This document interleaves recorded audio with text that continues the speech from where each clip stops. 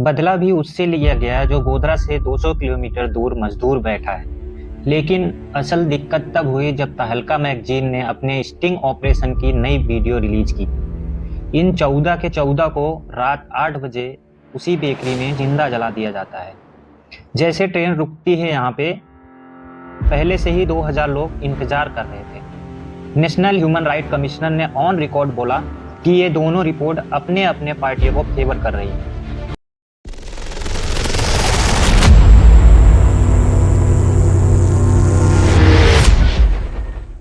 देखिए 2002 में राम जन्मभूमि और बाबरी मस्जिद का जो विवाद था उसको करीबन 9 से 10 साल हो गए थे और इस विवाद से ऑल ओवर इंडिया के हिंदू और मुस्लिम ऑर्गेनाइजेशन वो किसी न किसी तरीके से जुड़े थे।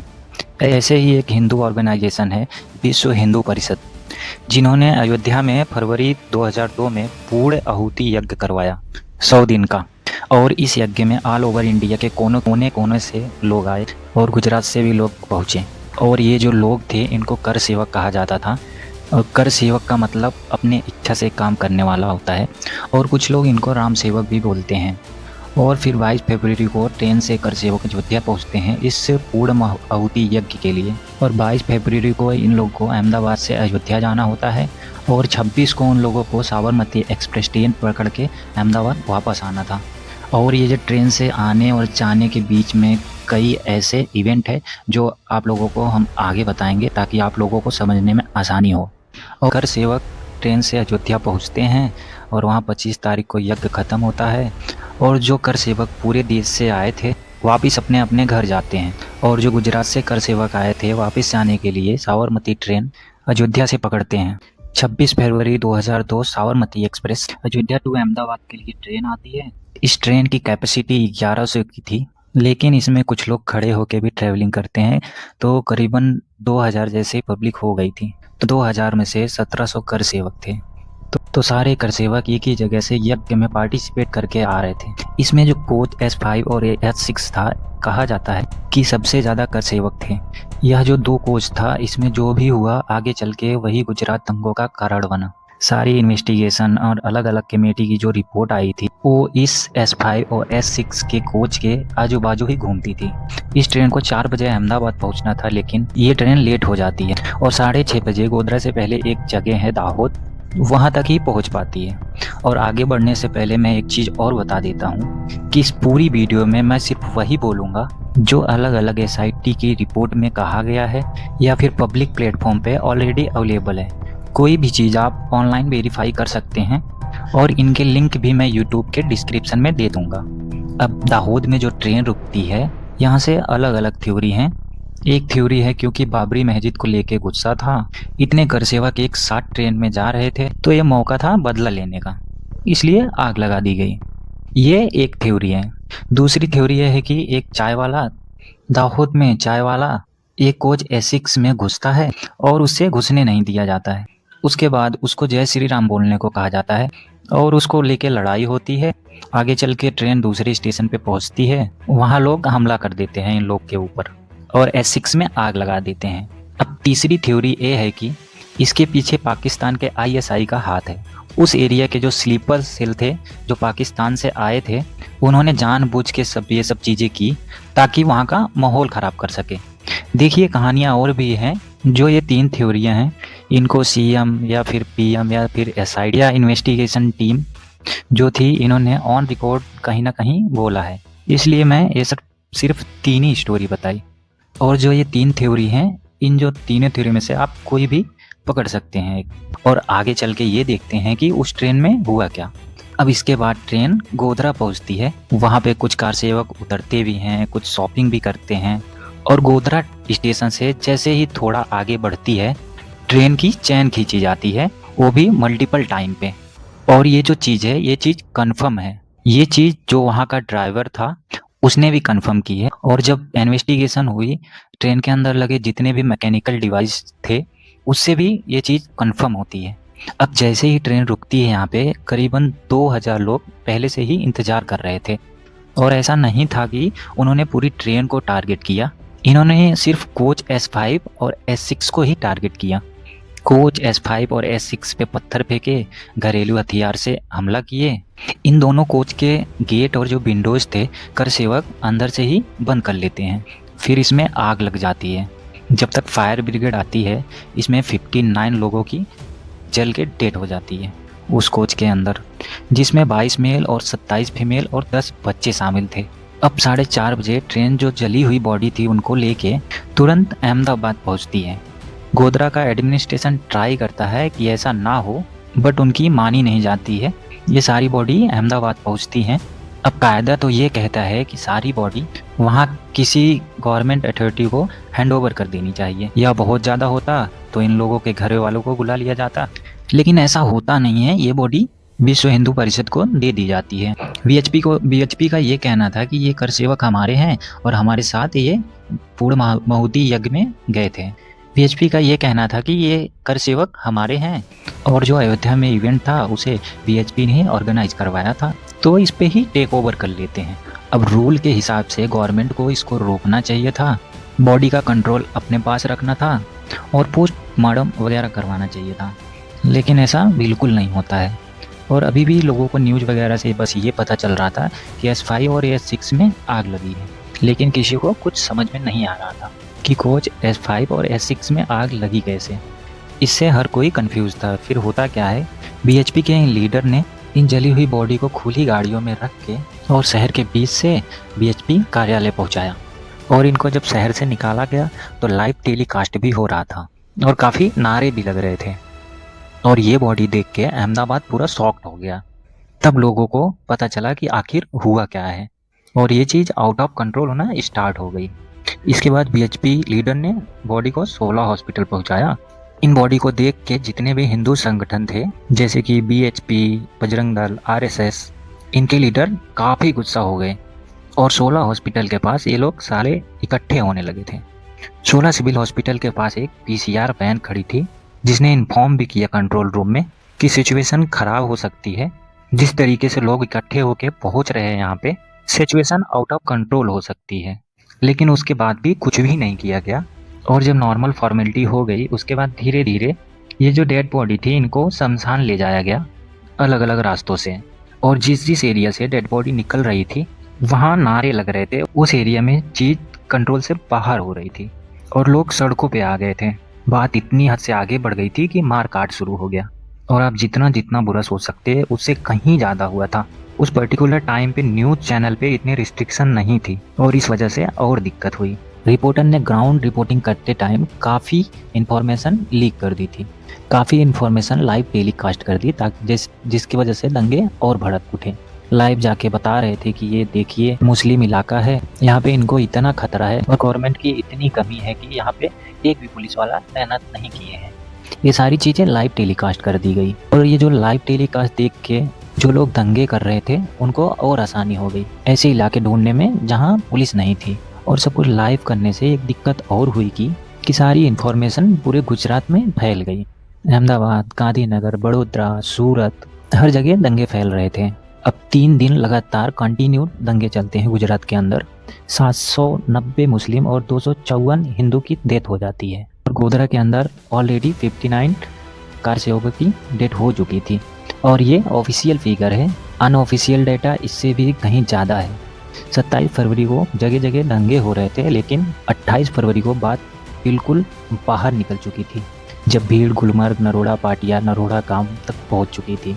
चमनपुरा अहमदाबाद में एक गुलबर्ग सोसाइटी है जहां पे मुस्लिम मेजॉरिटी में थे और इसी सोसाइटी में कांग्रेस के एमपी एहसान जाफरी भी रहते थे। इस सोसाइटी में करीब 29 बंगलोज थे और 10 अपार्टमेंट था। मेनली अपर मिडिल क्लास रहती थी। 28 फरवरी मॉर्निंग के 9 बजे सोसाइटी के आसपास भीड़ इकट्ठा होना शुरू हो गया और नारे लगने लगते हैं। सोसाइटी के लोग ये सब देख के काफ़ी डर जाते हैं। उसके बाद पुलिस में लोग बैक टू बैक कॉल करते हैं पर कोई मदद नहीं होती है। उसके बाद लोग कांग्रेस के नेता एहसान जाफरी के घर भी जाते हैं। एहसान जाफरी भी कई बड़े बड़े नेता और पुलिस चीफ को कॉल करते हैं बट कोई मदद नहीं आती है। थोड़ी टाइम के बाद जो भीड़ सोसाइटी के बाहर थी, कुछ समय के बाद वो लोग भीड़ सहित अंदर घुसने लगते हैं और फिर लाइन से घरों में आग लगा दी जाती है। और एहसान जो कांग्रेस के एमपी थे, इनके साथ साथ 69 लोगों को अपनी जान गंवानी पड़ती है। और उन सारों घरों को डैमेज कर दिया जाता है और 18 घर पूरी तरीके से जला दिए जाते हैं। इन 18 घरों में से सिर्फ एक फैमिली को छोड़ दें, बाकी कोई भी सोसाइटी में आज तक लौट के नहीं आया है। अक्टूबर 2017 में आज तक न्यूज चैनल ने तहलका के स्टिंग ऑपरेशन में ये फोटोज जो थी उसको पब्लिक कर देती है और इसमें 14 BHP Bajrang Dal activist including ruling government के एमएलए डिस्कस कर रहे थे कि कैसे उन्होंने वहाँ पे ये सब किया। उसके बाद एसआईटी बैठती है और 2016 में 11 लोगों को उम्र कैद की सजा सुनाती है। सेम डेज पूरे गुजरात दंगों की सबसे बड़ी घटना होती है नरोड़ा पाटिया और नरोड़ा गांव में, जो कि पूरे 10 घंटे चलती है और इस एक इवेंट में सबसे ज़्यादा डेथ होती है। नरोड़ा पाटिया जो एरिया था उसमें मुस्लिम मजदूर ज़्यादा रहते थे और कुछ इमिग्रेंट कर्नाटका और महाराष्ट्र से भी थे जो मजदूरी करते थे। 27 फरवरी की रात को मिस इन्फॉर्मेशन फैला दी जाती है कि 3 हिंदू लड़कियों को किडनैप कर लिया जाता है। इसके बाद नेक्स्ट डे जिस दिन गुजरात बंद रहता है, 5000 लोगों की भीड़ बदला लेने के लिए अटैक कर देती है नरोड़ा पाटिया में। देखिए, ऐसा लग रहा था कि हर चीज़ में जैसे प्रॉपर प्लानिंग के तहत चाहता हो कि हिंदू और मुस्लिम में झगड़ा हो। और ये जो 5000 लोगों की भीड़ थी 9 बजे मॉर्निंग में अटैक स्टार्ट कर देती है और पूरा 10 घंटों तक ये अटैक चलता है। एलपीजी सिलेंडर से आग लगा दी जाती है, लोगों को घरों में से निकाल के मारा जाता है। भीड़ के पास हथियार कहाँ से आते हैं ये बात आज तक रहस्य रह गई। इतनी बड़ी इन्वेस्टिगेशन टीम बैठी थी, इस चीज़ का आज तक पता नहीं लगा पाए कि इनके पास हथियार कहाँ से आए थे। घर जला दिए गए, औरतों के साथ असॉल्ट हुआ। सिर्फ 10 घंटों के अंदर 97 लोगों को अपनी जान गंवानी पड़ी। इस पूरे कांड का जो मास्टरमाइंड था बाबू बजरंगी, उसका स्टिंग ऑपरेशन तहलका करता है और वीडियो पब्लिक कर देता है। यूट्यूब पे अभी भी वो वीडियो पड़ी है जिसमें बाबू बजरंगी बताता है कि उसने कैसे नरोड़ा पाटिया में लोगों को मारा। इसमें वो ये भी क्लेम करता है कि गवर्नमेंट ने उसको पूरा सपोर्ट किया। इनफैक्ट पुलिस भी थी वहाँ पे, उन्होंने भी उनको सपोर्ट किया और ये बोला पुलिस ने कि बॉडी बहुत ज़्यादा हो गई है, इनको मैनेज करने में बहुत मुश्किल हो रही है, आप बॉडी अलग अलग कर दो। आगे चल के बाबू बजरंगी को उम्र कैद होती है। लेकिन ये जो बोल रहा था वीडियो में, ये कोर्ट में कंफर्म नहीं हो पाया। दरअसल कोर्ट में कुछ भी कंफर्म नहीं हो पाया, सिर्फ थ्योरियाँ चली। उन थ्योरी जिसका नाम आया सबको सबूतों के अभाव पर मजबूरन छोड़ना पड़ा। इसमें आप माया कोडनानी का नाम भी बहुत सुना होगा, बहुत फेमस नाम है, जिसको 28 साल की सजा दी गई थी इस पूरे इवेंट को ऑर्गेनाइज कराने में। इनका नाम आया और आगे चल के इनके सबूत ना होने के कारण इनको भी छोड़ दिया गया। नरोड़ा पाटिया इंसिडेंस हुआ, उसके बाद में माया कोडनानी काफ़ी भारी वोटों से जीत के आई। इनको कैबिनेट मिनिस्टर भी बनाया गया, लेकिन इस केस के चलते इनको अपनी पोजीशन छोड़नी पड़ी। इसके बाद नेक्स्ट डे 1 मार्च बड़ोदरा में एक हनुमान टेकरी एरिया है जहाँ पे एक बेस्ट बेकरी नाम की बेकरी चलती थी। यहाँ पे 14 लोग छुपे थे। इन 14 में से 11 मुस्लिम और 3 हिंदू थे जो इस बेकरी में काम करते थे। इन 14 के 14 को रात 8 बजे इसी बेकरी में जिंदा जला दिया जाता है और आज तक सबूत ना होने की वजह से किसी को भी सजा नहीं मिलती है। जब इस पूरी सिचुएशन पे गवर्नमेंट से क्वेश्चन किया गया तो कि गवर्नमेंट ने कहा उसने अपनी कैपेसिटी में सारे कदम उठाए, भीड़ लेकिन बहुत ज़्यादा थी और एक ये एक्शन का रिएक्शन था जिसमें गवर्नमेंट का कोई रोल नहीं था। भीड़ बहुत ज़्यादा थी, यही रीजन था कि महाराष्ट्र, राजस्थान और मध्य प्रदेश जहां कांग्रेस की सरकार थी वहां से पुलिस फोर्स बुलाने के लिए लेटर भी डाला गया, लेकिन ऑपोजिशन ने कोई मदद नहीं की। गवर्नमेंट ने ये भी कहा कि चीफ मिनिस्टर ने 27 को ही गोधरा में नेक्स्ट डे एसआईटी बैठा दी और गोधरा के पास कर्फ्यू भी लगा दिया था ताकि बात आगे ना बढ़े। इसमें वो भी कहा कि उस पर्टिकुलर टाइम पे गुजरात के 400 गाँव से 6000 हज यात्री वापिस आ रहे थे गुजरात में। गुजरात सरकार ने उनकी पूरी सिक्योरिटी मेंटेन की और उनको पूरे सिक्योरिटी के साथ घर पहुंचाया। लेकिन बात यह है कि गवर्नमेंट ने इतना सब कुछ किया उस टाइम पे, उसके बाद गवर्नमेंट को क्वेश्चन आ क्यों रहे हैं? अटल बिहारी वाजपेयी जी से लेके ओपोजिशन तक ये कह रहे हैं कि राजधर्म का पालन नहीं हुआ। देखिए, जो गवर्नमेंट के ऊपर ब्लेम किया जाता है इसके पीछे कई रीजन हैं। संजीव भट्ट जो कि सीनियर पुलिस ऑफिसर थे गुजरात इंटेलिजेंस ब्यूरो में 2002 के दंगों के टाइम, इन्होंने कोर्ट के रिकॉर्ड स्टेटमेंट में ये कहा कि इनको इन्फॉर्मेशन आने लगी थी पीसीआर से कि माहौल खराब होने वाला है, कर सेवकों की बॉडी शहरों से नहीं निकलनी चाहिए थी और जगह जगह पुलिस रिपोर्ट भी कर रही थी दंगों के बारे में। लेकिन इनके हाथ बंधे हुए थे। इनके हिसाब से शाम को गवर्नमेंट ने मीटिंग की जिसमें पुलिस चीफ और ब्यूरोक्रेट्स और सबको ये समझाया गया कि ये एक्शन का रिएक्शन है, 2-3 दिन में लोगों का गुस्सा शांत हो जाएगा और उसके बाद सब कुछ ठीक हो जाएगा, आपको बीच में पढ़ने की जरूरत नहीं है। 2007 नवंबर को आउटलुक मैगजीन ने अपने रिपोर्ट में हारेन पांड्या, जो कि उस टाइम गुजरात के होम मिनिस्टर थे, उन्होंने कन्फेस किया कि 27 फरवरी की रात को उस मीटिंग में वो भी थे जहां गवर्नमेंट की हायर अथॉरिटी उनको बीच में ना पढ़ने को कही और आगे चल के किसी अननोन ने उनका मर्डर कर दिया, जिसका आज तक पता नहीं चल पाया। गुजरात दंगों के जांच के लिए जो टीम बनाई गई थी, जो SIT गठित की गई थी, उस पे भी बहुत सारे क्वेश्चन उठे। गुजरात गवर्नमेंट ने इस चीज की जांच के लिए स्पेशल इन्वेस्टिगेशन टीम बनाई, नानावटी कमेटी, जिसको गुजरात दंगे और गोधरा कांड दोनों की एक साथ जांच करने को कहा गया था। और इस कमेटी को लीड कर रहे थे सुप्रीम कोर्ट के रिटायर जज GT नानावटी। जब सिख दंगे हुए थे उस टाइम अटल बिहारी वाजपेयी ने इनको ही अपॉइंटमेंट किया था। उस टाइम इनकी बहुत बात हुई थी क्योंकि इन्होंने फॉर्मर PM नरसिम्हा राव जी को पूछताछ के लिए बुलाया था। लेकिन जब गुजरात दंगों की बात आई, इन्होंने गवर्नमेंट अथॉरिटी में से किसी को भी पूछताछ के लिए नहीं बुलाया और सबको बिना पूछताछ के ही क्लीन चिट दे दी। तो इस चीज को लेके गवर्नमेंट को कई लोगों ने क्वेश्चन उठाया कि आपने अपने करीबियों को इन्वेस्टिगेशन के लिए रखा है। लेकिन असल दिक्कत तब हुई जब तहलका मैगजीन ने स्टिंग ऑपरेशन में नई वीडियो रिलीज की, जिसमें अरविंद पांड्या, जो कि councils for the Gujarat government थे, उस टाइम पे वो वीडियो में बोल रहे हैं कि टेंशन की बात नहीं है, नानावटी कमीशन में जितने भी लोग हैं वो गवर्नमेंट के खास आदमी हैं, जो भी रिपोर्ट आएगी वो गवर्नमेंट के फेवर में आएगी। ये सब तो ब्लेम गेम चल ही रहा था। इसके बाद नानावटी कमीशन अपने 1500 पेजेस की अपनी फाइनल रिपोर्ट 45,000 शपथ पत्र और 1000 गवाहों के स्टेटमेंट के साथ कोर्ट में सबमिट की, जिसमें गुजरात गवर्नमेंट, RSS, बजरंग दल के जितने एक्टिविस्ट थे सबको क्लीन चिट दे दी जाती है। और नानावटी इन्वेस्टिगेशन में ये भी बताया गया कि जो गोधरा में ट्रेन को जलाया गया था ये प्री प्लान्ड इवेंट था और जिसके मास्टर माइंड हुसैन इब्राहिम और नानो मैन थे। देखिए उस टाइम पर्टिकुलर स्टेट और सेंट्रल में दोनों जगह बीजेपी की सरकार थी और नानावटी कमेटी की इन्वेस्टिगेशन ऑलरेडी चल रही थी, तो अलग से कोई भी इन्वेस्टिगेशन नहीं स्टार्ट की गई। लेकिन दो साल बाद 2004 में कांग्रेस की सरकार जीत के सेंटर में आती है, तो सेंटर में आते ही सबसे पहला काम कांग्रेस करती है, एक अलग से कमेटी बनाती है गुजरात दंगों की इन्वेस्टिगेशन के लिए, और जिसका नाम था उमेश चंद कमेटी। गुजरात कोर्ट ने ऑन रिकॉर्ड ये कहा था कि जो ये अलग से उमेश चंद कमेटी बनाई गई है ये अनकॉन्स्टिट्यूशनल है, लेकिन ट्रेन डिपार्टमेंट सेंटर के अंदर आता है, ये बोल के जांच चलती रही कांग्रेस की। उस time railway minister Lalu Yadav थे।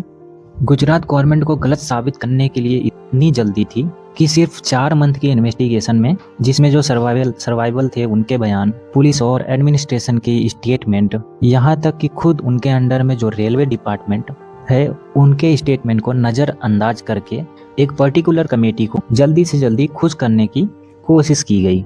और आने वाले इलेक्शन से पहले जो कर सेवक S5 और S6 में जले थे उनकी परवाह किए बिना सिर्फ 4 महीने के अंदर रिपोर्ट बना दी गई, और रिपोर्ट में वही आया जो कांग्रेस के लीडर पिछले 2 साल से बोल रहे हैं। उमेश चंद्र कमेटी की इन्वेस्टिगेशन ने ये कहा कि ये प्री प्लान अटैक नहीं था बल्कि एक हादसा था। जिस तरह नानावटी कमीशन टीम की रिपोर्ट की झुकाव एक तरफ पर्टिकुलर ग्रुप की तरफ था, ठीक उसी तरह सेंट्रल ने जो उमेश चंद कमेटी बनाई थी उसमें भी एक पर्टिकुलर कमेटी को खुश करने की कोशिश की गई। सेम ईयर में जो चुनाव थे उसकी हड़बड़ी में बहुत सारी गलती हुई, और हर तरफ से एक आम आदमी जो सच जानना चाहता है वो किसकी माने। नानावटी कमीशन कहता है कि ये एक प्लान अटैक था, वहीं दूसरी तरफ उमेश चंद समिति कहती है कि ये एक हादसा था। इंडिया के टॉप इन्वेस्टिगेशन ऑफिसर एकदम अलग अलग बात बता रहे थे। और कोइंसिडेंस देखिए, दोनों इन्वेस्टिगेशन कमेटी ने अपने अपने फेवरेट लीडर का ही वर्जन रखा कोर्ट के सामने।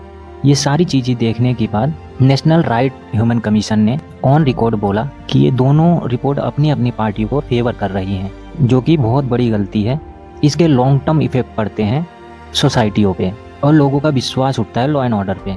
अब देखिए ये दोनों कमेटी अपना अपना वर्जन बता रही थी। इसके अलावा एक और इंडिपेंडेंट जांच हुई जिसका नाम था कंसर्न सिटीजन ट्रिब्यूनल।